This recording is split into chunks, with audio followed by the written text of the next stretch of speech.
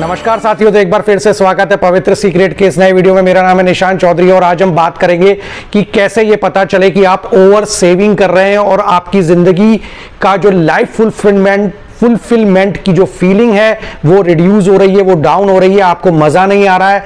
आप अच्छे से लाइफ भी जी रहे हैं, सुबह ऑफिस भी जा रहे हैं, शाम को आ भी रहे हैं, आप जो है अच्छे से खाना भी खा रहे हैं, लेकिन कहीं ना कहीं आपको ऐसा लग रहा है, आपकी फैमिली को लग रहा है, बच्चों को ऐसा लग रहा है कि कहीं कुछ कमी है। तो वो कमी किस तरह से आप पहचान पाएंगे और उसके लिए आपको क्या करना है, ये सब चीजें आपकी ओवर सेविंग की हैबिट से जुड़ी हुई हो सकती हैं। तो ये वीडियो आपके लिए बहुत इंपॉर्टेंट होने वाला है, प्लीज एंड तक बने रहिएगा। इसमें मैं आपको 5 ऐसे पॉइंट पे डिस्कस करूंगा जिसमें हम थर्ड पॉइंट मेरा उस पर बेस है कि आपको रिटायरमेंट के लिए कितना कॉर्पस जमा कर लेना है और जमा करने का टारगेट, अगर वो कॉर्पस जितना रुपए आता है उसके लिए पर मंथ आपको कितनी सेविंग करनी है। अब वो जो है थर्ड पॉइंट में डिस्कस करेंगे। आइए चलते हैं फर्स्ट पॉइंट पे, जिसमें हम बात करते हैं कि अगर आप ओवर सेविंग कर रहे हैं तो उसके साइंस क्या है, ये कैसे पता लग जाएगा आप ओवर सेविंग कर रहे हैं। तो साथियों, पहला जो सबसे इंपॉर्टेंट भारत देश में वर्तमान में जो समस्या बुरी तरह से सामने आ रही है वो आ रही है डाइवोर्स की, जो है बहुत ही अर्ली मैरिज, मतलब मैरिज के बाद बहुत अर्ली डाइवोर्स केसेस फाइल हो रहे हैं और कई बार ऐसा भी देखने में आ रहा है कि 8 साल 10 साल 15 साल बाद भी लोग जो है डाइवोर्स ले रहे हैं। वो इसका मेन जब रीजन पता किया गया तो इसमें जो टॉप 10 रीजन थे उसमें फर्स्ट रीजन आता है लैक ऑफ कमिटमेंट का, सेकंड रीजन आता है कि too much argument about the same thing, and third reason जो आता है साथियों वो आता है कि आपका आर्ग्यूइंग अबाउट मनी। जो 37% रीजन है जिसकी वजह से हस्बैंड वाइफ के बीच में डाइवोर्स की तरफ जो चीजें होने जा रही हैं या डाइवोर्स हो रहा है वो है arguing too much about money. तो ये कब होता है, कई बार ऐसा होता है साथियों कि हस्बैंड के हिसाब से मनी सेविंग इंपॉर्टेंट होता है लेकिन वाइफ के हिसाब से वो मनी सेविंग जो है उतना इंपॉर्टेंट नहीं है। उनके लिए जीवन जीना भी इंपॉर्टेंट होता है और एक्सपेंड करना भी इंपॉर्टेंट होता है। तो जो नजरिया हस्बैंड का हो सकता है जीवन के प्रति, जो जरूरी नहीं है वाइफ का भी हो या स्पाउस का भी हो, या वाइफ का जो नजरिया, कई बार वाइफ अर्निंग होती है या दोनों अर्निंग होती है, वाइफ का नजरिया ज्यादा सेविंग की तरफ होता है लेकिन हस्बैंड थोड़ा लाइफ को फुलफिलमेंट की तरफ ले जाना चाहता है, तो उन दोनों में जो है इस चीज को लेकर आर्ग्यूमेंट होता है। तो साथियों, ये सब चीजें आपकी लाइफ को रूइन करती हैं, यानी आपकी लाइफ को डिक्रीज करती हैं, आपकी लाइफ के फुलफिलमेंट को डिक्रीज करती हैं। तो इन सब चीजों से बचने के लिए आपको पहले ये टारगेट पता होना चाहिए कि भाई मैं एक शानदार लग्जरी लेविश लाइफ या जो प्रेजेंट स्टैंडर्ड है एटलीस्ट वो मेरा चलता रहे रिटायरमेंट कॉर्पस तक। तो उसके लिए मुझे जो है कितना मंथली सेव करना है, उस मंथली सेविंग जब आपको पता लग जाएगी तो उसके बाद जो पैसा है आपकी तनख्वाह में वो आप उसको आराम से खर्च कर पाएंगे और उसको फ्रीली लाइफ को एंजॉय भी कर पाएंगे। तो अब हम सेकंड पॉइंट की तरफ चलते हैं जो ये बताएगा कि आप ओवर सेविंग कर रहे हैं, प्रेजेंट आपकी जो इनकम है या चाहे आप बिजनेस कर रहे हैं, आप मंथली जो है सैलरी पर हैं लेकिन आप ओवर सेविंग कर रहे हैं। तो सेकंड पॉइंट है कि आप अपन जो है रोज समय निकलता जा रहा है साथियों बहुत तेजी से, और लेकिन आप एक जैसा ही महसूस कर रहे हैं 365 दिन या हर दिन आप एक जैसा महसूस कर रहे हैं। So this is very important sign कि आप बहुत ज्यादा आपकी सैलरी से ओवर सेविंग कर रहे हैं। ऐसा क्यों है साथियों, इसका मतलब ये नहीं है कि भाई आप जो है जाके महंगी महंगी चीजों में पैसा खर्च करें, यानी कि आप चाहे महंगी कार खरीदें, महंगे स्टफ्स खरीदें, या आप महंगे क्लब्स में जाएं, महंगे होटल्स में जाएं, आप फॉरेन ट्रिप पे जाएं, इससे कोई मतलब नहीं है साथियों। अगर आप ये चीज बहुत कम पैसे में बहुत ही वंडरफुल तरीके से भी हो सकती है। जैसे फॉर एग्जाम्पल, सबसे पहला और सबसे सिंपल, आप नए दोस्त बनाइए या जो आपके पुराने दोस्त हैं उनके साथ आप गेट टुगेदर करें टाइम टू टाइम। और अगर आप पुराने दोस्तों के साथ साथ हर महीने एक नया दोस्त भी बनाएंगे तो भी आपके लिए फुलफिलमेंट का बहुत बड़ा अचीवमेंट होता है। सेकंड साथियों, आप अपने फैमिली के साथ रोड ट्रिप पे जा सकते हैं जहां पे कम पैसे में भी एक बहुत आनंददायक अनुभव होता है। या थर्ड, अगर आप शहर में रह रहे हैं या आपके आसपास किसी शहर में कोई कंसर्ट हो रहा है, कोई मैच हो रहा है, आप वो देखने चले जाइए। मैं तो कहता हूं आपके बॉक्स क्रिकेट का मैच हो रहा है, अपनी फैमिली को लेकर वहां देखने चले जाइए। इन सब चीजों से क्या होता है, आपके आसपास जैसे जहां आप रह रहे हैं और उसके आसपास के नजदीक में 100 किलोमीटर विसिनिटी में बहुत सारे टूरिस्ट प्लेस है साथियों। मैं तो ऐसे मेरे बहुत सारे दोस्तों को जानता हूं जो उसी शहर के टूरिस्ट प्लेसेस को नहीं घूमते हैं जिसमें उनको रहते हुए 30 इयर्स तक हो चुके हैं। साथियों, प्लीज ये सब चीजें बंद करिए, अपनी फैमिली को, अपने बच्चों को उन जगहों पर, उन कंसर्ट्स पर, उन मैचेस में लेके जाइए। होता क्या है, जब आप वहां जाते हैं तो डेली रूटीन से आपकी स्पाउस का, यानी अगर आप वाइफ है तो हस्बैंड का, हस्बैंड है तो वाइफ का, एक दूसरे से ध्यान हटता है, आपका ध्यान कहीं और लगता है, बच्चों का ध्यान किसी और एक्टिविटी, किसी और इवेंट पे लगता है।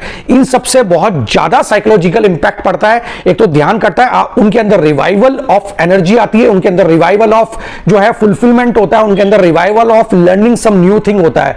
इन सब चीजों से उनके अंदर पूरा आयाम, उनके अंदर का जो व्यक्तित्व है, पर्सनालिटी है, उसमें प्रोग्रेस होती है। वो देखते हैं दुनिया में ये सब हो रहा है तो घर की प्रॉब्लम्स, घर की समस्या बहुत छोटी लगने लग जाती है। और बच्चों का भी और स्पाउस का भी जो माइंडसेट है, जो ब्रॉड विजन है, ब्रॉड तरीके से सोचना होता है, वो बहुत इंक्रीज होता है। तो कुछ भी हो, आपको घर में नहीं बैठना है। सैटरडे संडे अगर आपकी छुट्टी है तो आपको घर पे नहीं बैठना है, और कोई ना कोई इवेंट्स, कोई ना कोई गार्डन, कहीं ना कहीं आपको बाहर चले जाना है। और इसी सब छोटी छोटी चीजों से आपके अंदर फुलफिलमेंट की भावना आ जाएगी। थर्ड पॉइंट जो ये बताता है कि आप ओवर सेविंग कर रहे हैं, कि वो यह है कि आप अपने फाइनेंशियल गोल को एक्सीड कर रहे हैं। अब आप कहेंगे सर ये मुझे बताइए कि मैं कितना, मेरा फाइनेंशियल गोल होना चाहिए। तो मैं इसका आज आपको एकदम क्लियर कट, क्रिस्प एंड कंजाइज आपको मैं फार्मूला बता रहा हूं।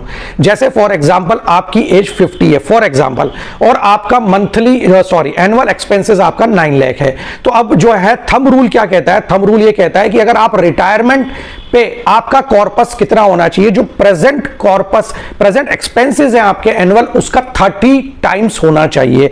यानी कि अगर मैं 50 एज है आज मेरी, और अगर मेरा ईयरली एक्सपेंस 9 लाख रुपए है, यानी लगभग ये हो जाता है 75,000 के आसपास मेरा मंथली एक्सपेंस है, तो लगभग 9 लाख रुपीस मेरा एनुअल एक्सपेंस है। तो 30 टाइम्स कर देते हैं इसको, यानी 3 9 27, यानी 2 करोड़ 70 लाख मेरे पास रिटायरमेंट के बाद कॉर्पस होना चाहिए, जो कि मुझे 75,000 पर मंथ जो मैं अभी खर्चा कर पा रहा हूं, उसके लिए वो इनफ होगा, पर्याप्त होगा, बहुत होगा। इसको आप कैसे कैलकुलेट करेंगे? तो मैंने बता दिया, एनुअल एक्सपेंस को 30 से मल्टीप्लाई करना है।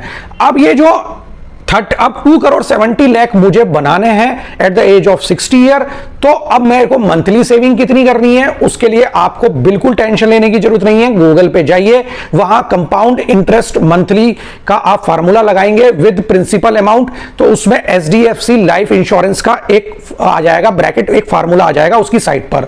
मैं यहां HDFC लाइफ का प्रमोशन नहीं कर रहा हूं, ना मेरी उनसे कोई बात हुई है, लेकिन मैंने खुद ये चीज अप्लाई करके इसी तरह से ये सीखी है। तो वहां पर अगर आप जो आपका अभी आपने 50 ईयर की एज तक, अगर किसी व्यक्ति ने 50 लाख उसके पास कॉर्पस है, मतलब 50 लाख का अमाउंट उसके पास है, अब आप मंथली, अगर आप वहां पे पूछेगा वो, अगर आप मंथली वहां पे अमाउंट डाल देते हैं और उसमें एनुअल रेट आप लिख देते हैं भाई 8% से मेरा इंक्रीमेंट होना चाहिए, और नेक्स्ट आप 10 सालों में आपको इन्वेस्ट करना और 10 सालों तक ही वो इन्वेस्टेड रहना है, तो वो आपका टोटल अमाउंट बता देगा कि भाई आपका लगभग इतना अमाउंट बन जाएगा। तो साथियों, सपोज एक एग्जांपल के लिए लेते हैं कि किसी व्यक्ति के पास में 90 लाख रुपीस हैं 50 ईयर की एज में, जो उसने अभी तक जमा करे हुए हैं, और वो 50,000 जो है वो मंथली सेविंग कर रहा है, उसकी तनख्वाह 1.5 लाख रुपए है।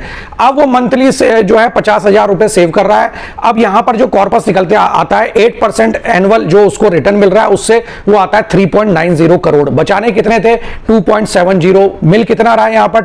3.90। तो यानी कि ये ओवर सेविंग हो रही है, यानी कि उस व्यक्ति को 50,000 रुपए जमा करने की जरूरत नहीं है। तो अगर मैं वो सेविंग को 35,000 कर देता हूं, तो वो जो रिटायरमेंट के बाद का जो कॉर्पस है वो निकल के आता है लगभग 3 करोड़ 20 लाख। अगेन ये ज्यादा है, तो यानी मैं जब 25,000 का कर देता हूं पर मंथ सेविंग, तो वो कॉर्पस निकल के आता है 2 करोड़ लगभग 90 लाख रुपए। तो यहां 2 करोड़ 70 लाख से 20 लाख रुपए फिर भी ज्यादा आ रहे हैं, लेकिन हम 25,000 रुपए मान के चलते हैं।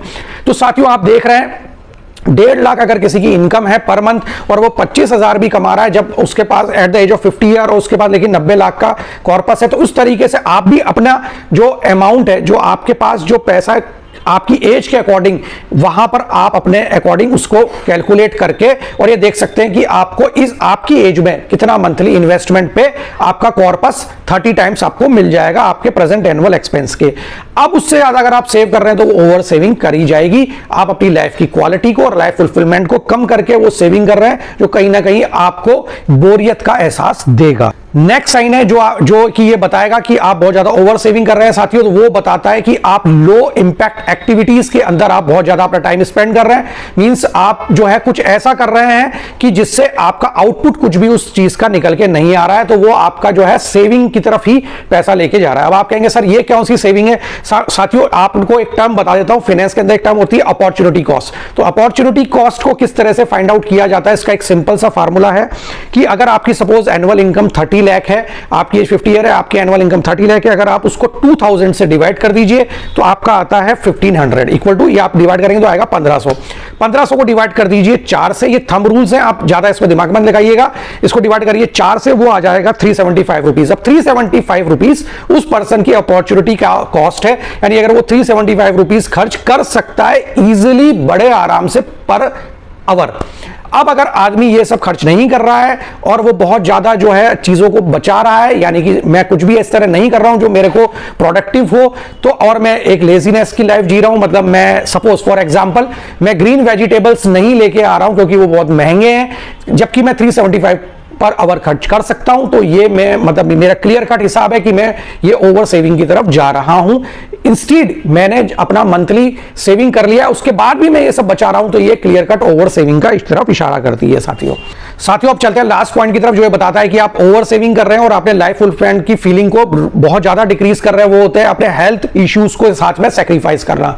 कई बार साथियों क्या होता है, स्पाउस को हेल्थ प्रॉब्लम है या बच्चों को हेल्थ प्रॉब्लम है या हस्बैंड को हेल्थ प्रॉब्लम है, तो वो आप उसको टालते रहते हैं क्योंकि आपको ये पता है कि डॉक्टर्स की फीस बहुत ज्यादा है, टेस्ट की फीस बहुत ज्यादा है और उससे होने वाले जो दूसरे खर्चे उनकी फीस बहुत ज्यादा है। साथियों मेरा ये कहना है कि जब आपने एक बार ये डिसाइड कर दिया पॉइंट नंबर 3 के बेसिस पे कि आपको मंथली इतना सेव करना है, अब उसके बाद में सपोज आपकी income at the age of 50 1,50,000 है, आप सेव कर रहे हैं 25,000। अब जब यही आप 30 ईयर में है और अब आप कहेंगे आपकी इनकम सपोज मंथली 1 लाख ही है, लेकिन उस समय तो आपको 25,000 से भी बहुत कम सेव करना पड़ेगा, यानी आप 15,000 सेव कर सकते हैं, बाकी आप 85,000 इजीली आप एक्सपेंड कर सकते हैं। क्योंकि अगर आपकी हेल्थ ही सही नहीं रही तो ये जो बचाया हुआ पैसा है, ये जो रिटायरमेंट के लिए आप पैसा बचा रहे हैं, इसको आप इंजॉय नहीं कर पाएंगे, क्योंकि आप इन सब पैसे को रिटायरमेंट के बाद भी इंजॉय करने के लिए और प्रेजेंट लाइफ भी इंजॉय करने के लिए हेल्थ इज नंबर 1। क्योंकि स्वास्थ्य है तो ये सारे बाकी सारी चीजें, बाकी सारा आउटपुट, बाकी सारा खेल जो है जीवन का, उसके बाद आता है साथियों।